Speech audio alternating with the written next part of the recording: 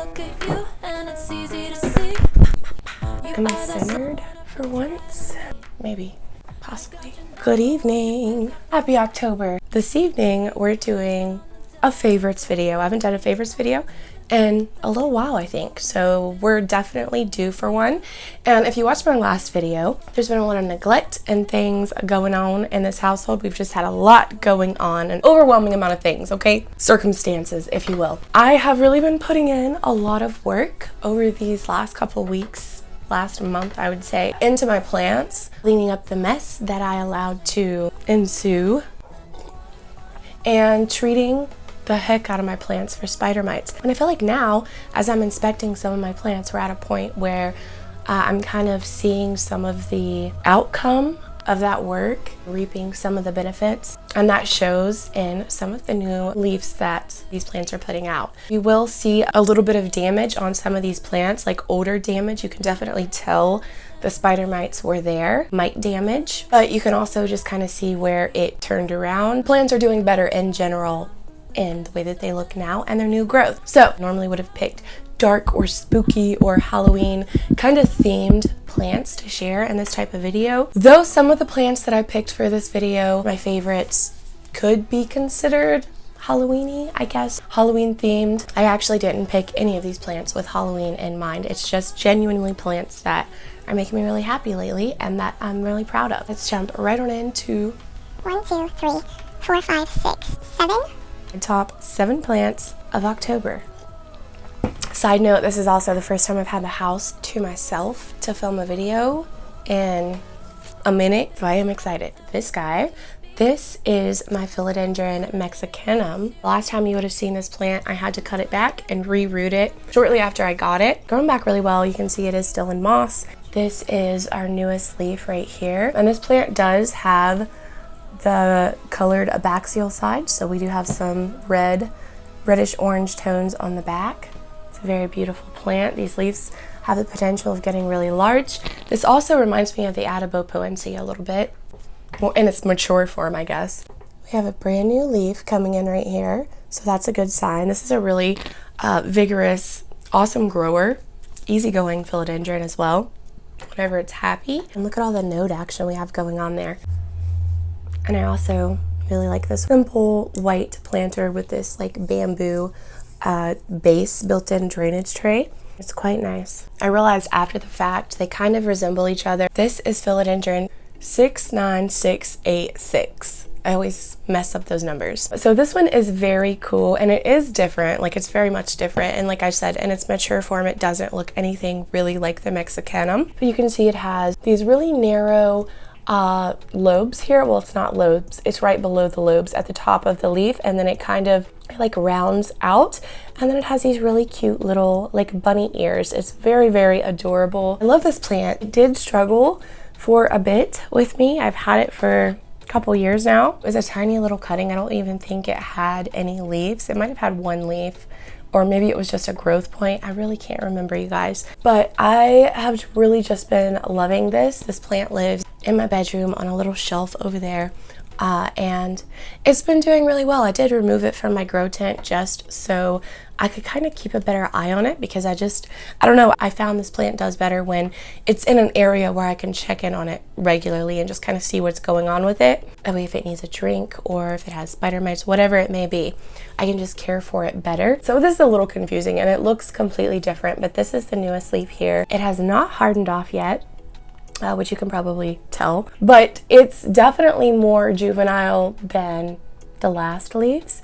So like this is the first leaf it gave me after I rooted it and got it going.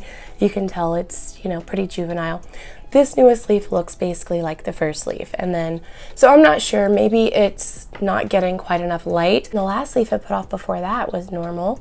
So they mature, the plant basically looks like this. The leaf is just a lot bigger, the lobes are longer, etc. It's so unique in the way that it looks and the shape of the leaf itself. And I also really appreciate how shiny and glossy these leaves are. Like the new leaves especially, it's just really a beautiful plant. You either like it or you don't, kind of, which is understandable because it is in fact quite different. I'm actually really excited about this one. Here's a little update all in one. You guys know this was a big wish list plan of mine for a long time, okay? This is a Philodendron Serpens. So first I got the varicosum, which has, you know, furry petioles. And then I got the squamiferum, which was like, love that plant. The squamiferum is a good one because it has quite a bit of that fur and that hair, which is what I was going for. My varicosum really never got that hairy. I got Philodendron fibrosum, and finally I was able to snag a real life Philodendron Serpens, and it's everything that I wanted it to be. You can see spider mite damage going on down here. That's what happened. But honestly, this is a pretty old leaf, so it's fine. This leaf, this was the last newest leaf, obviously. Looks pretty good. It does have a few spots on it from the mites. I was in the process of treating it a few different times when this new leaf was coming in, but this is the brand new leaf. It's perfect. I don't really see any damage on it. And y'all, look at the fur. Look at that. Definitely gonna get some close-up B-roll of these petioles because look at that. And then it has like this orange vein that goes up through the leaf. I mean, it also has like this beautiful ripple.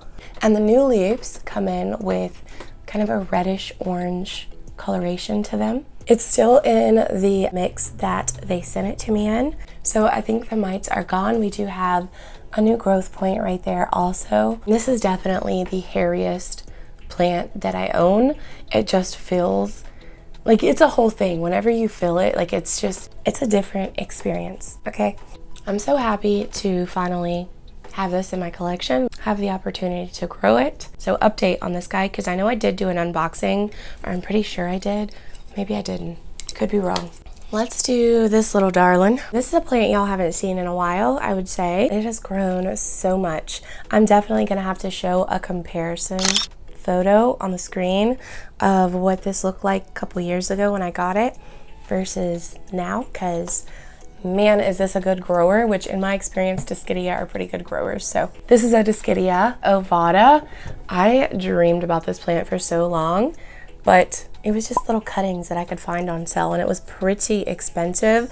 And then I noticed, I think it was Steve's Leaves, maybe and Gabriella Plants as well, both started having this plant in stock for a reasonable price, you know, decent sized plants. And since then, I think since then anyway, the prices have really come down. It was a little starter plant when I got it, and it took a little while for this plant to really get acclimated and take off, like show signs of growth. But once it did, it honestly has never stopped.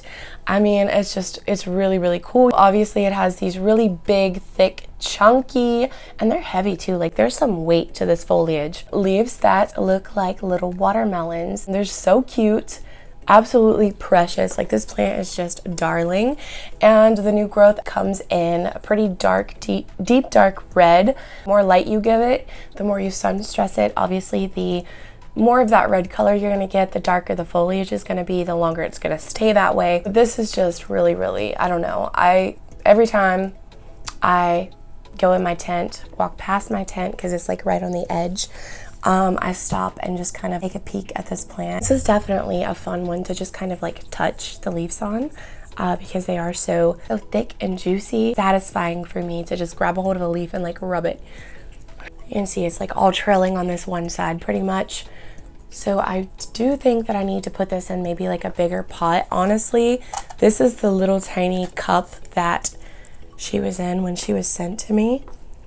And I don't see any roots coming out the bottom, but she is pretty full of roots. But I would like to move it up just a hair, like not too big, obviously, just a little bit, so that I have more space on top of the pot, on the topsoil, to kind of like pin down some of these longer vines and get them to root down in the pot, so maybe it can shoot off some new vines on the other sides of the pot and become more lush all the way around instead of just on the same vines, you know? I love this plant, you guys, and I just realized like I don't think I've really shown this plant or talked about it, so here she is. We have a couple strappy babes coming in. I think I got this maybe whenever I got the Philodendron Serpens from the same shop. I'm pretty sure this plant has been incredible. When I first got it, it did have a brand new leaf, which I can't remember which one it was. I think it's this one. It was red and it was kind of standing up and it was smaller than this. So it definitely grew. It was actually kind of like a orangish yellow, but it hardened off really nice and grew a little bit bigger. It does have a little growth point down here, but it hasn't pushed it out yet. And this has been in the midst of the extreme spider mite outbreak I've been dealing with in my tent. And I haven't even seen any mites on this. I have treated it along with the rest of my plants, obviously, but I haven't actually visibly seen mites or webbing on this guy. And I haven't got a single yellow leaf, so that's been really nice. It's just nice when you have those plants that don't really get affected. They just kind of chill. It just makes my life a little bit easier. So it's an anthurium. It's pendants because it's obviously a pendant type anthurium, which I love pendant anthuriums. Pendant plants in general, but like those anthuriums.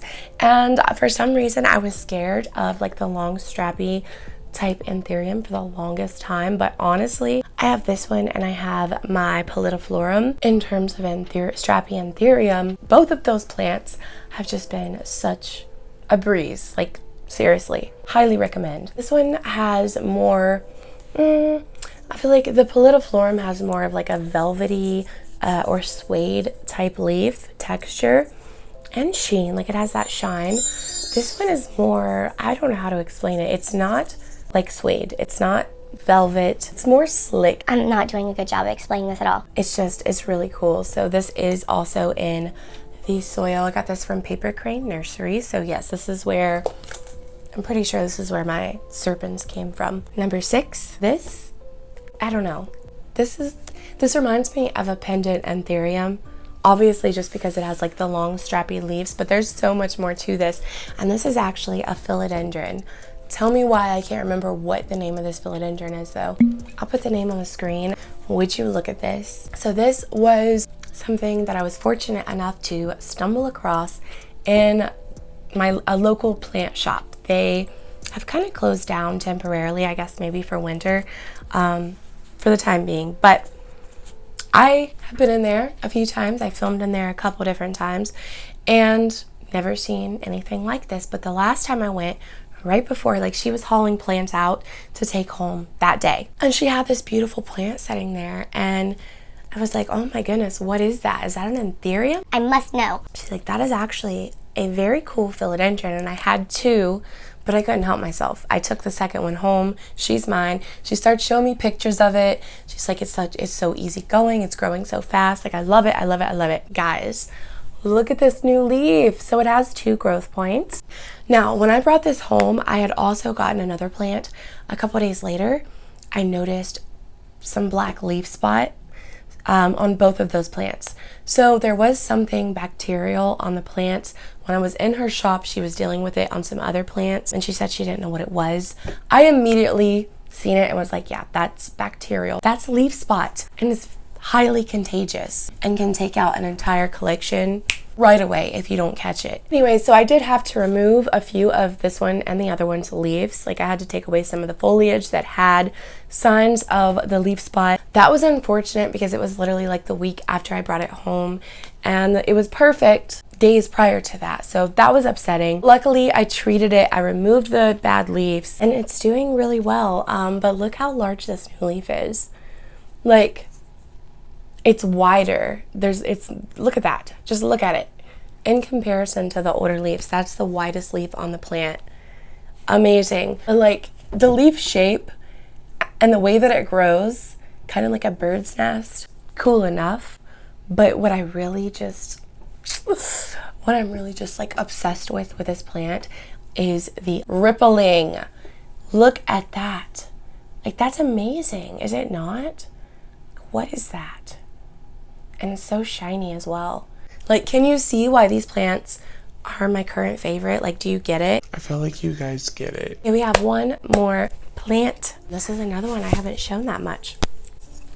He's a beast. Philodendron. There's a lot of philodendron on this list. I'm just now noticing.